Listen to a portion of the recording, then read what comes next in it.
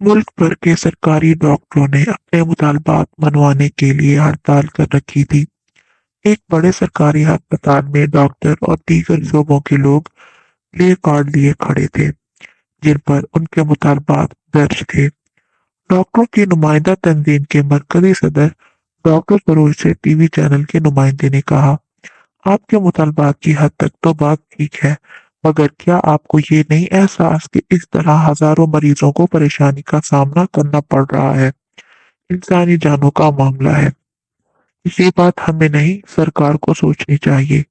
ये सवाल हमसे करने की बजाय अगर आप किसी सरकारी नुमाइंदे से करते तो अच्छा होता। डॉक्टर ने इस सवाल का जवाब इंतहाई खुश्क लहजे में दिया। इस तरह का सवाल पूछना उन्हें अच्छा नहीं लगा था। अस्पताल का मरकजी दरवाजा जंजीर से बांध कर थोड़ा सा खुला रखा गया था और आने वाले मरीजों को गार्ड पीछे धकेल रहे थे। टीवी चैनल का नुमाइंदा इस सूरत हाल की तस्वीरें और वीडियो बनाने के बाद गाड़ी में सवार होकर चला गया। अस्पताल में हड़ताल का तीसरा रोज था।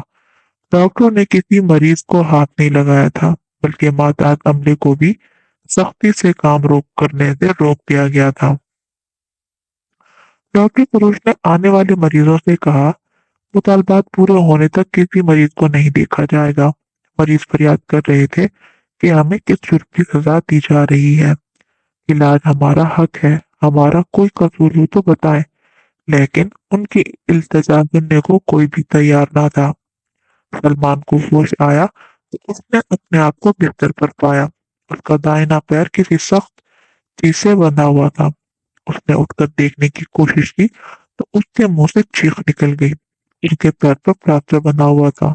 उसने सोचना शुरू कर दिया। उसे याद आया कि वो बड़ी शान से मोटरसाइकिल को लहरा लहरा कर मसरूफ सड़क पर करतब दिखा रहा था। इस दौरान पीछे एक नौजवान तेजी से कार भगाता हुआ ला रहा था। उसने सलमान की मोटरसाइकिल से आगे निकलने की कोशिश की तो मोटरसाइकिल सड़क से उछलती हुई नीचे कच्चे में घसटती चली गई। कार कार वाले नौजवान ने उसे गिरते देखा तो कार की रफ्तार बढ़ा दी और नजरों से ओझल हो गया। राहगीरों ने यह हादसा होते हुए देखा तो इसलिए वो दौड़कर गए। थोड़ी ही देर में हजूम लग गया। किसी ने अपने मोबाइल से एम्बुलेंस सर्विस को इतला कर दी थी। कुछ ही देर में उसे एम्बुलेंस में लिटा दिया गया। सर और बाजू की चोट कम थी, लेकिन टांग शदीद जख्मी थी। एक मेहरबान शख्स एम्बुलेंस में उसके साथ सवार हो गया। वो कई सरकारी अस्पतालों में गए, लेकिन किसी ने भी तवज्जो ना दी। उस मेहरबान शख्स ने कुछ सोचकर ड्राइवर को हिदायत दी कि आगे एक निजी अस्पताल है, जख्मी को वहां ले चले। उसे इल्म था कि कुछ प्राइवेट अस्पताल वाले हादसाती मरीज को ले लेते हैं। उसने मतलूबा फीस भी जमा करा दी और सलमान को दाखिल कर दिया। दिमागी चोट ने सलमान पर नींद बेहोशी तारी कर दी थी। उसकी टांग के एक्सरे के बाद डॉक्टर ने उसकी टांग पर प्लास्टर कर दिया था। अब उसे होश आया तो उसने अपना मोबाइल तलाश किया, लेकिन शायद वो कहीं गिर गया था। सलमान ने उस मेहरबान शख्स को फोन नंबर बताकर अपने वालिद को इत्तला करने के लिए कहा। आज चौथे रोज भी डॉक्टरों के मुतालबात पूरे नहीं हुए थे। तंजीम के जनरल सेक्रेटरी डॉक्टर नईम के मोबाइल फोन पर कोई कॉल मौसूल हुई तो वो इधर उधर टहलकर बात कर रहे थे। तो वो इधर उधर टहलकर बात सुनने लगे। जब उन्होंने फोन बंद किया तो डॉक्टर सूरज पुकार उठे। जरूर मुतलका महकमे की तरफ से होगी, शायद वो मान गए हमारे मुतालबात। डॉक्टर फिरोज खुश हो रहे थे, लेकिन डॉक्टर नईम का चेहरा लटक गया था। वो बगैर कुछ कहे सुने तेज से उठकर चले गए। उनका रुख अपनी गाड़ी की तरफ था। उन्होंने गेट खोलने के लिए गार्ड को इशारा किया। पिछले तीन रोज से वो घर भी नहीं जा सके थे। गाड़ी का रुख एक निजी अस्पताल की तरफ था। वो दौड़कर अपने बेटे सलमान तक पहुंचना चाहते थे। उनकी बेगम 4 साल पहले वफात पा चुकी थी। अब उनका इकलौता बेटा ही उनकी उम्मीदों का मरकज था। वो तो अस्पताल और अपने प्राइवेट क्लिनिक में खासे मसरूफ रहते थे, इसलिए उसे एक आया की निगरानी में दे रखा था, जो उसके खाने पीने और दीगर जरूरियात का ख्याल रखती थी। दौलत की फरावानी ने सलमान को खुद से मर्जी बना दिया था।